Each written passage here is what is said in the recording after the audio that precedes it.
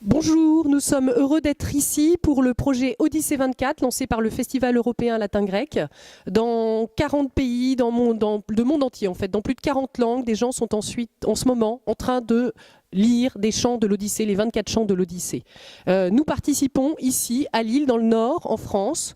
Nous sommes accueillis au musée des canonniers, qui est le musée du bataillon des canonniers sédentaires, un petit peu l'inverse d'Ulysse, si ce n'est pour leur ténacité. Et nous sommes une trentaine de personnels et d'élèves du lycée Pasteur de Lille. La lecture est assurée en grande partie par les élèves latinistes et puis par les élèves de l'atelier théâtre qui montent justement cette année des extraits de l'Odyssée. Nous allons lire le prologue et le chant 1 de l'Odyssée où Athéna convainc Zeus de presser le retour d'Ulysse et va redonner courage à Télémaque pour affronter les prétendants. Nous lirons le prologue en grec et le chant 1 en français dans la traduction de Philippe Jacotet. Et le prologue sera accompagné, en tout cas annoncé, par le djembé.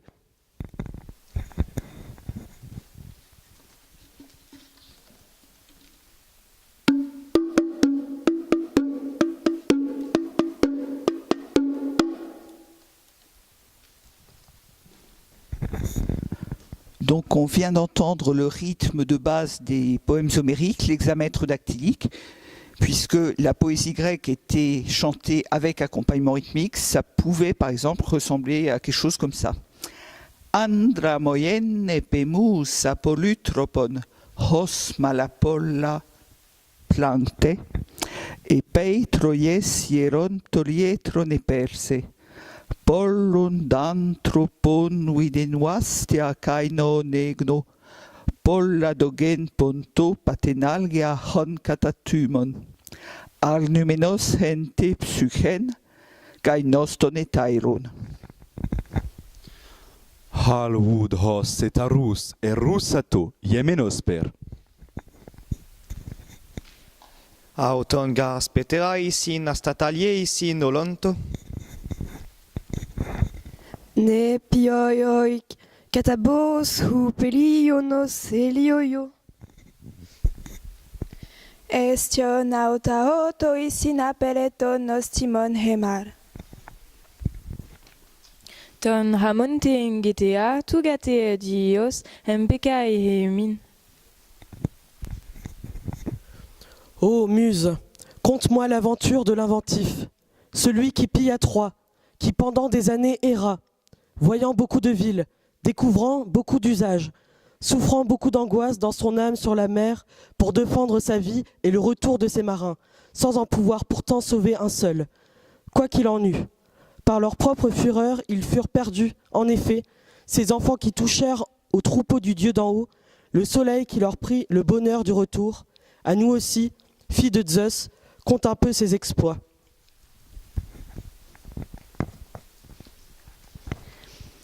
Tous les autres, tous ceux du moins qui avaient fui la mort, se retrouvaient chez eux, loin de la guerre et de la mer. Lui seul, encore sans retour et sans femme, une royale nymphe, Calypso, le retenait dans son antre profond, brûlant d'en faire son époux. Et, lorsque dans le cercle des années vint le moment où les dieux avaient décidé qu'il rentrerait chez lui, en Ithaque, il trouva de nouvelles épreuves jusque parmi les siens, et son sort touchait tous les dieux, hors Poséidon, qui poursuivit sans cesse de sa haine l'égale des dieux, jusqu'à ce qu'il fût au pays. Mais Poséidon était parti chez les visages noirs, peuple coupé en deux au bout du monde, une part au couchant, l'autre au levant, pour l'hécatombe des agneaux et des taureaux. Tandis qu'avec délice il banquetait, les autres dieux s'étaient tous rassemblés dans le palais de l'Olympien. Le roi des hommes et des dieux prit alors la parole. Il pensait, dans son âme, au noble Égiste, que tua le fameux Oreste, fils d'Agamemnon. Tout à se souvenir, il dit ces paroles ailées. Hélas, voyez comment les mortels vont juger les dieux. C'est de nous que viendraient tous les malheurs, alors qu'eux-mêmes, par leur propre fureur, outrant le sort, se les attire.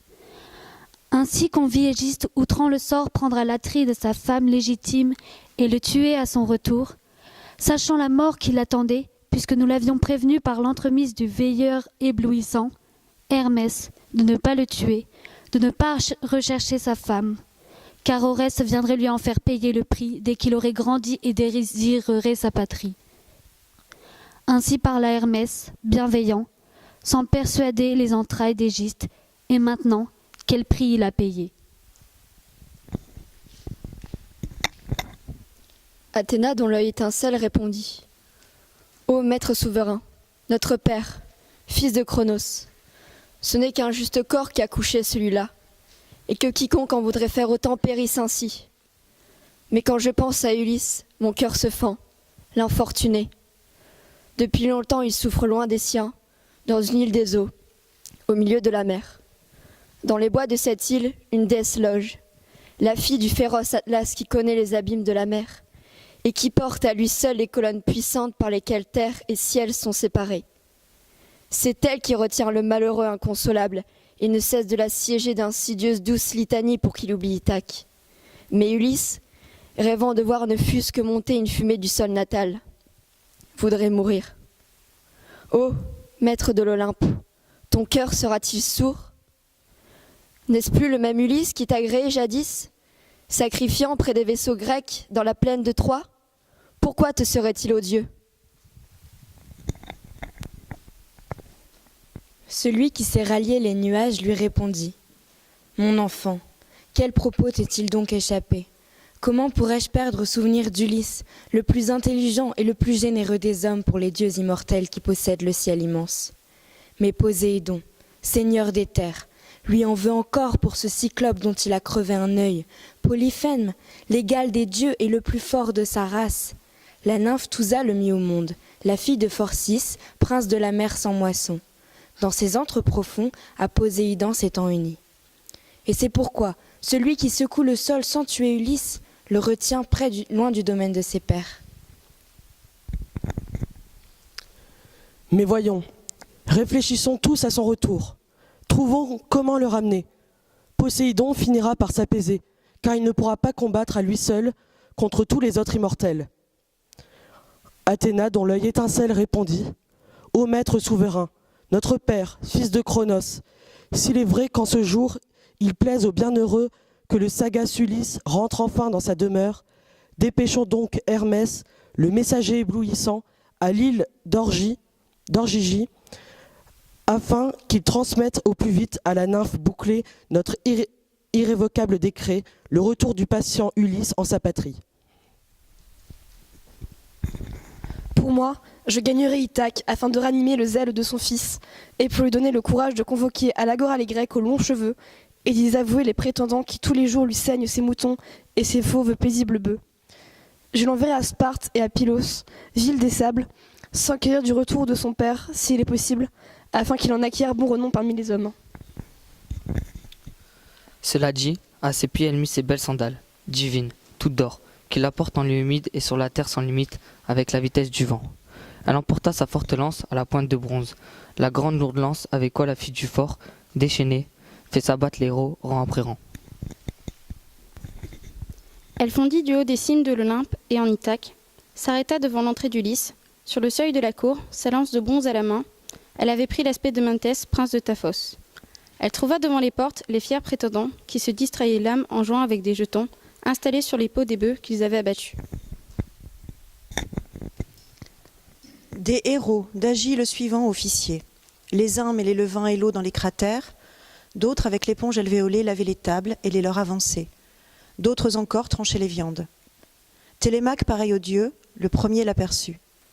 Il était là parmi les prétendants, plein de tristesse, songeant à son bon père et l'imaginant de retour, qui dispersait les prétendants par la demeure, recouvrait son pouvoir et la gérance de ses biens.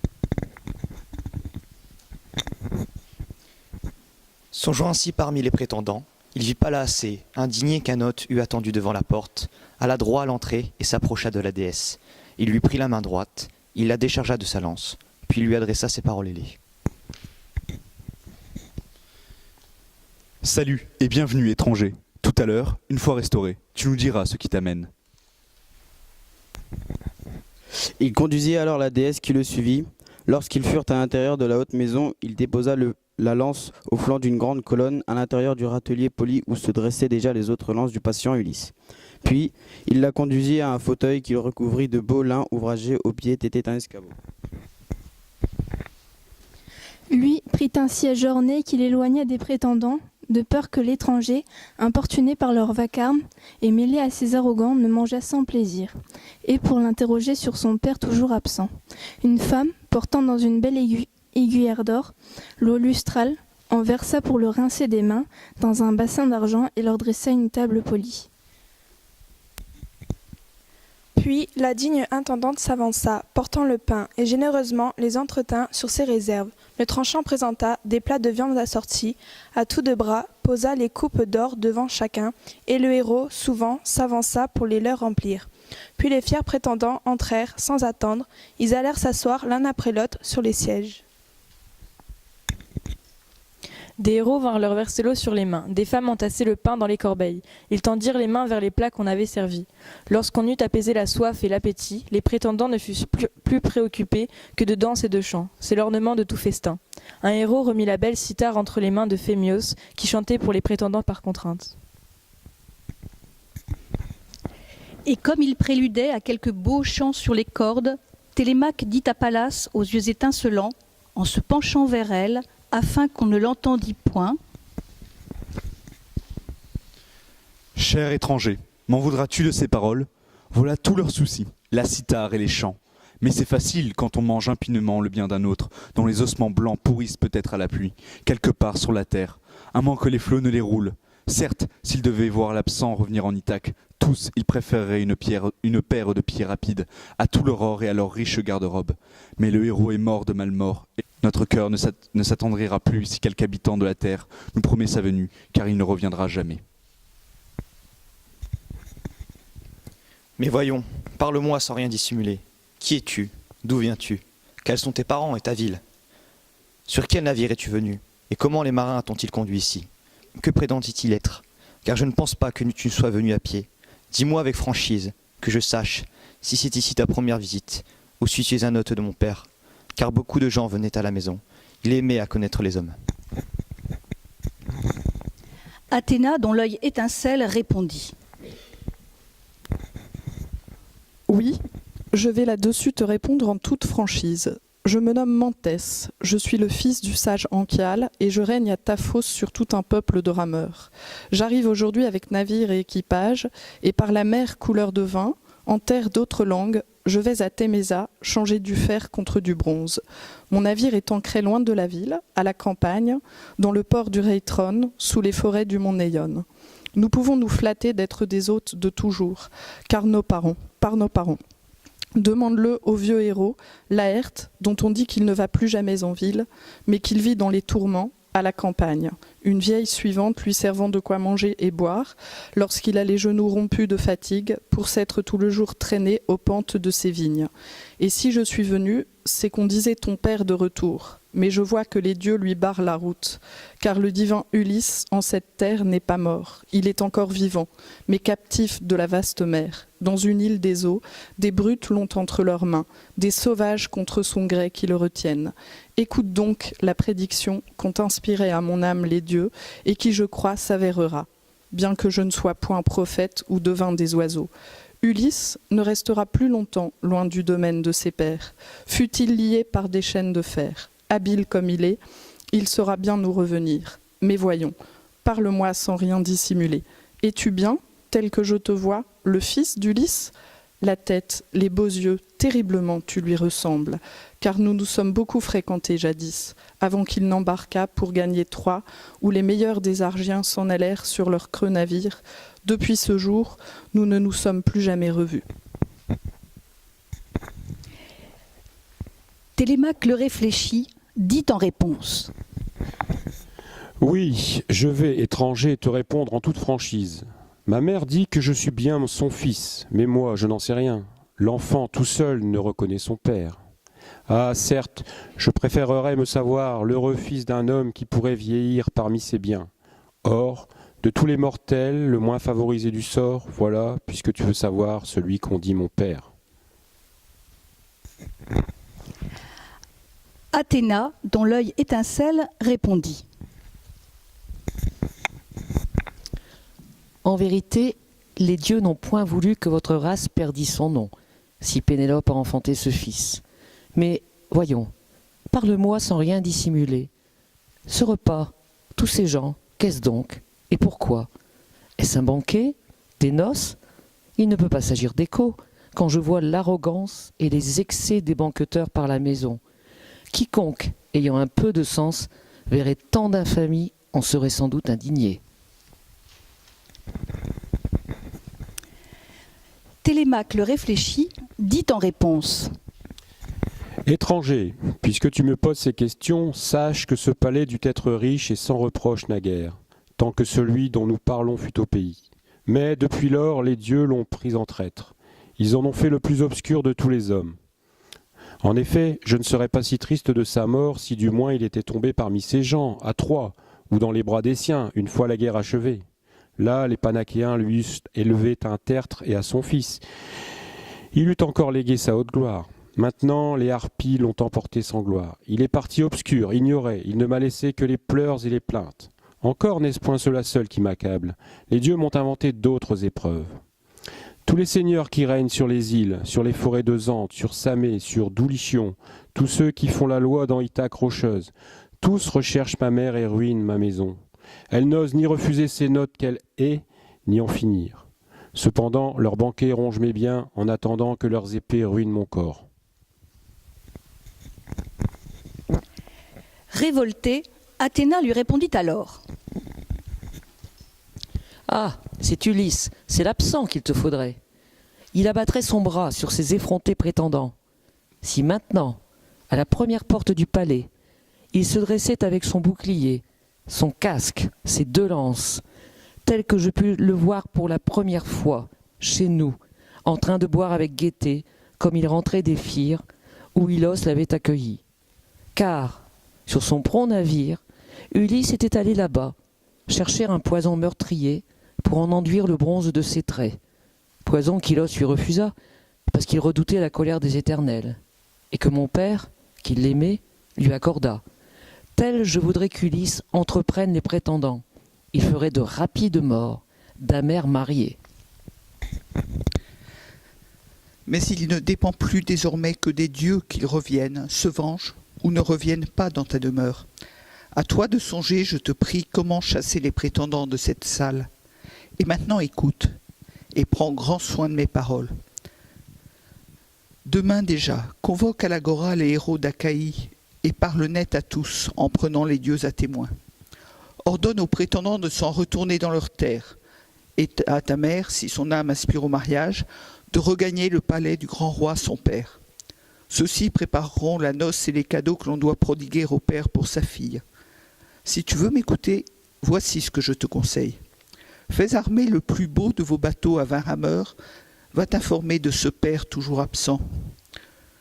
Soit que quelqu'un t'en parle, ou simplement la renommer, fille de Zeus, grand messager de gloire par le monde. Va d'abord à Pylos, questionner le divin Nestor, puis à Lacédémone chez le fauve Ménélas. C'est le dernier entrée des Achéens guettrés de bronze. Si tu apprends que ton père est vivant, qu'il va rentrer, patiente donc 1 an encore en dépit de ta ruine. Si au contraire tu apprends qu'il a péri, reviens alors dans ton pays natal. Élève-lui un monument et rends-lui les honneurs qui lui sont dus, puis donne ta mère à un autre. Enfin, quand tous ces actes seront accomplis, réfléchis longuement dans ton âme et dans tes entrailles pour savoir si tu abattras chez toi les prétendants par la ruse ou la force. Tu le sais, il ne s'agit plus de te montrer enfant, l'âge est désormais passé. Ignores-tu la gloire qu'a conquise Oreste dans le monde en ayant tué cet assassin, Égiste le rusé, qui avait tué son père? Or toi, ami grand et beau comme te voilà, sois courageux pour être glorifié plus tard. Quant à moi, je vais regagner mon prompt navire et l'équipage qui sans doute s'impatiente. Toi, sois à ton affaire et prends grand soin de mes paroles. Télémaque le réfléchit, dit en réponse.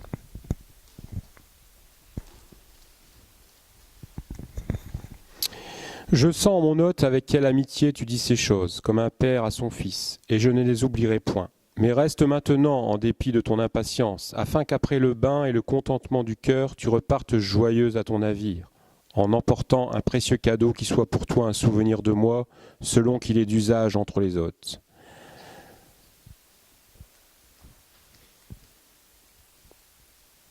Athéna, dont l'œil étincelle, répondit : Non, ne me retiens pas, je suis impatient de partir. Le présent que ton cœur t'invite à me donner, garde-le moi, que je l'emporte une autre fois, et choisis le très beau. Le mien sera d'un prix égal. Sur ces mots, Athéna, dont l'œil étincelle partit, s'envola comme oiseau de mer. Elle avait redonné courage à Télémaque et ravivé en lui la pensée de son père. Quand il eut réfléchi, il s'étonna, ayant compris qu'un dieu était passé. Bientôt, pareil au dieu, il rejoignit les prétendants. Pour eux, chantait le très glorieux chanteur, et en silence, ils l'écoutaient. Il chantait le retour des Grecs, le retour d'Ilion, que Pallas avait endeuillé. Ce chant sacré, du haut de son étage, l'entendit l'enfant d'Icare, la très sage Pénélope. La reine descendit le grand degré de sa demeure, non point seule, car 2 suivantes l'escortaient. Et quand la noble femme fut devant les prétendants, elle resta debout dans l'entrée de la forte salle, en ramenant ses voiles brillants sur ses joues. Ses fidèles suivantes se tenaient à côté d'elle. Alors, entre ses pleurs, elle dit au divin Aède : Parmi les thèmes dont l'Aède enchante les mortels, Phémios, tu sais d'autres exploits des hommes ou des dieux, chante-leur quelques-uns cependant, qu'ils boivent leur vin en silence. Et interromps donc ce triste chant qui chaque fois muse le cœur dans la poitrine, car une intolérable peine m'a frappé. Je pleure une si noble tête et ne puis oublier le héros dont la gloire emplit l'Iliade et l'Argoïte. Télémaque le réfléchit, dit en réponse. Pourquoi donc, ô ma mère, en vouloir au féal chanteur de nous charmer comme il lui plaît? Ce n'est pas le chanteur qui est coupable, mais Zeus seul, puisqu'il pourvoit les hommes mange-pain laborieux selon le gré de ses caprices. Que celui-ci chante notre méchef n'est point impie, et les hommes, toujours, ont préféré les chants les moins anciens de ceux qui touchent leurs oreilles. Que ton cœur se résigne ainsi à l'écouter, car Ulysse n'est pas le seul à Troie qui ait perdu tout espoir de retour. Beaucoup d'autres y ont péri. Remonte donc chez toi, retourne à tes travaux, toile et quenouille, et donne l'ordre à tes suivantes de se mettre à l'ouvrage. La parole est affaire d'homme, et d'abord mon affaire, car la force, ici, m'appartient. Stupéfaite, la reine regagna sa chambre, en gravant dans son cœur les sages propos de son fils. Remontée à l'étage, en compagnie de ses suivantes, elle pleurait encore Ulysse, son époux, quand Athéna, sur ses paupières, vint verser le doux sommeil. Dans l'ombre de la salle, tempêtaient les prétendants, tous brûlés d'être dans son lit, couchés près d'elle. Télémaque le réfléchit, prit alors la parole. Prétendant de ma mère, homme d'excès et d'arrogance. Revenons aux joies du festin, que ce vacarme cesse. N'est-il pas beau d'écouter un chanteur comme Phémios, que sa parole égale aux dieux? Demain, à l'aube, nous irons siéger à l'agora tous ensemble, où je vous signifierai d'avoir à quitter le palais. Cherchez ailleurs qui vous nourrissent, allez manger vos propres biens à tour de rôle. Mais s'il vous semble plus rentable et plus plaisant de dévorer impunément le bien d'un seul, dévorez donc. Je crierai vers les dieux éternels avec l'espoir que Zeus, un jour, vous rende coup pour coup. Et puissiez-vous alors être tués impunément. Ainsi dit-il. Tous s'étonnaient, en se mordant les lèvres, de l'entendre parler si hardiment. Alors Antinoos, fils de Pithée, lui dit. Télémaque, ce sont les dieux, je pense, qui t'apprennent à te montrer si fanfaron et si hardi. Souhaitons donc que Zeus, dans Ithaque des eaux, te refuse la royauté attachée à ta race. Télémaque le réfléchit, dit en réponse. Ne t'en déplaise, Antinoos, si cette royauté, Zeus voulait me la confier, j'accepterais. Penses-tu que ce soit si grand malheur parmi les hommes? Régner n'est pas un mal. C'est bientôt la maison qui s'enrichit, le maître qu'on honore davantage.